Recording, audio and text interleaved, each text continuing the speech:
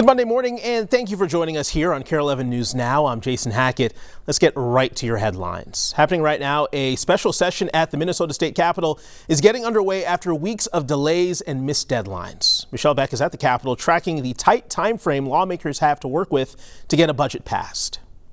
Oh yeah, lawmakers have less than 24 hours to get a lot of work done. The window starts at 10 a.m. today and lasts till 7 a.m. tomorrow. So here is what you will see: legislators finalizing and voting on 14 bills. They cannot bring up any amendments, but they can discuss them on House and Senate floors.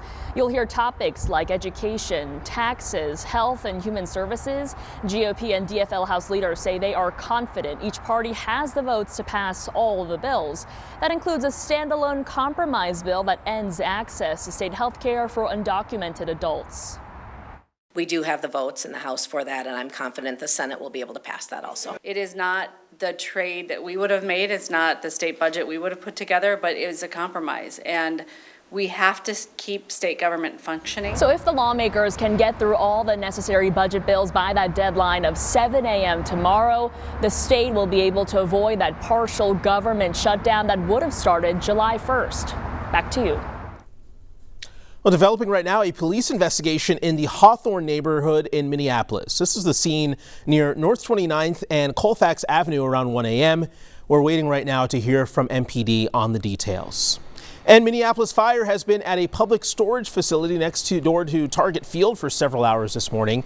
They say a storage unit on the 4th floor caught fire around 1 a.m. They say the bulk of the fire is out and they're working on ventilating the building.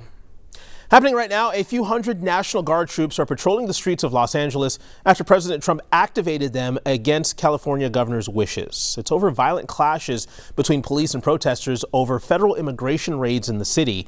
Chris Pallone is following it all. He's here with the latest. As the White House threatens to arrest state and local leaders in California, the state's governor says he's filing a federal lawsuit to send those National Guard troops home. As violent unrest in downtown Los Angeles spills into a fourth day, President Trump is defending his decision to deploy National Guard troops there against the wishes of California's governor. We're going to have troops everywhere. We're not going to let this happen to our country. We're not going to let our country be torn apart. The protests began in response to ongoing immigration raids. Federal agents arresting about 150 migrants around L.A. Military violence.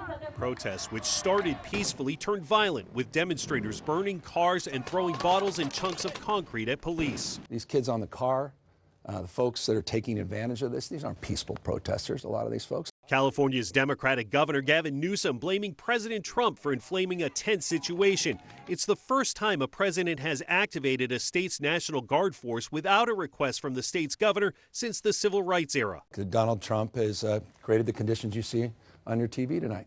He's exacerbated the conditions. In D.C., lawmakers divided. My concern, of course, is that this inflames the situation and that he is hell-bent on inflaming the situations. One of our core principles is maintaining peace through strength. We do that on foreign affairs and domestic affairs as well. I don't think that's heavy-handed. Meanwhile, the administration is threatening to arrest any state and local officials who interfere with immigration enforcement.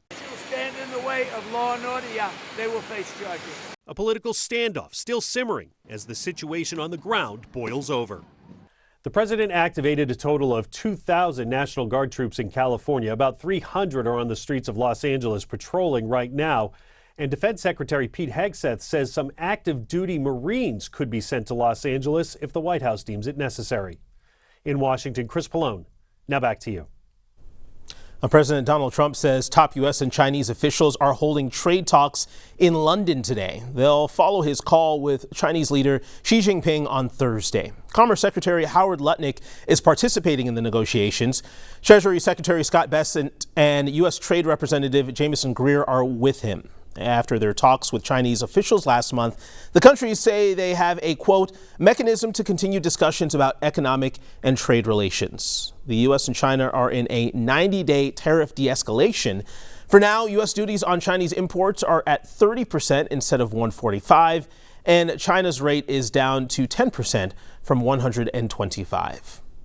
New this morning, President Trump's travel ban went into effect. That ban impacts 12 countries, mostly from Africa and the Middle East, and it prevents their residents from entering the United States. Somalia is just one of the countries on that list.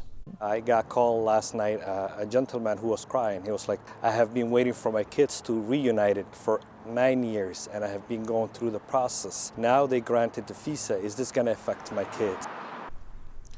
The president says he ordered the ban to protect the United States from people he considers foreign terrorists. Many Democratic lawmakers are pushing back on the ban, calling it unconstitutional. Developing this morning, it's been over a month since anyone has seen or heard from Manny Collins. He vanished and police think he was taken against his will. The search for Manny has led investigators to a landfill near Elk River. However, it's still unclear what authorities are looking for there. Now we're hearing from the teen's mother as she waits for any answers as to where her son is. Here's Joe McCoy. Sunday marks 1 month since 16-year-old Manny Collins went missing. He was last seen near the 4900 block of University Avenue in Columbia Heights, and investigators believe he was taken against his will. I feel like I'm running out of places to look. Manny's mother, Ashley Berry, says she is still holding out hope, but is beginning to fear that Manny's father may have done something to her son. In the beginning, he was cooperating, he was helping look for him, and now that stuff has hit the fan, it's like you don't want to talk to anybody. So that's a red flag. Manny was last seen with his father, who Ashley has not heard from in weeks. Saturday marks the 4th straight day investigators are searching a landfill near Elk River where they believe some evidence may be located.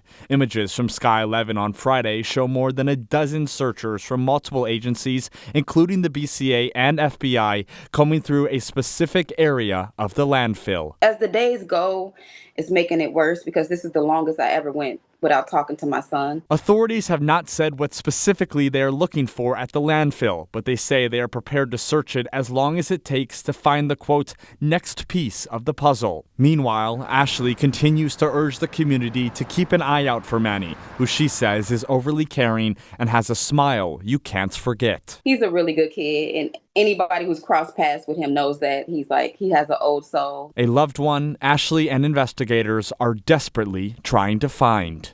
Joe McCoy, KARE 11 News. Developing right now, 2 people are dead after a shooting on the Las Vegas Strip on Sunday. Police say it happened near the Bellagio fountains, an area packed with tourists. Investigators say nearby officers heard the shots and ran to the area. They tried to save the 2 people who were hit, but they died at the scene. Police say they believe this was a targeted shooting that started as an argument online.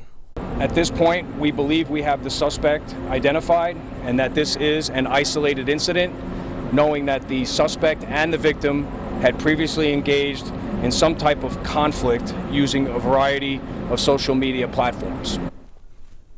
No arrests have been made connected to this shooting. A recall alert to share this morning. Some nasal and teething swabs are being recalled because they may be contaminated with a fungus. So Church and Dwight announced it's recalling Zicam Cold Remedy nasal swabs, Zicam Nasal All Clear swabs, and its Oragel baby teething swabs. People could get a serious and life-threatening blood infection if they use them. No serious injuries have been reported, but the company does recommend people throw them out or return them for a refund. With summertime travel ramping up, the TSA has a reminder this morning for anyone planning to fly. They say a Costco card is not a form of identification for screening, despite current rumors on social media. Just last month, TSA started enforcing the requirement for real IDs and other acceptable forms of identification used for security points. Those accepted include passports, border crossing, and permanent resident cards, but no Costco IDs, everyone. It was a beautiful weekend to get outside and go for a run, and the community came together to make sure everyone gets that chance. Runners, walkers, and rollers gathered in St. Paul yesterday for the Unified 5K. That race takes place on a fully accessible course to raise funds and awareness to make fitness available for everyone. Organizers say 75% of people with a disability aren't as physically active because they face significant barriers. Money raised through the race aims to create even more opportunities. With the various adaptive equipment and stuff that everyone can participate, whether it's walking a half mile or running the 5K, we kind of want to lower the barrier to entry to participate in endurance sports and give people the chance to participate in their community. A part of the event included the donation of an adaptive chair to a local duo who will run Grandma's Marathon next weekend in Duluth, where they'll try to qualify for next year's Boston Marathon. Stick with us, more news and weather coming up after the break.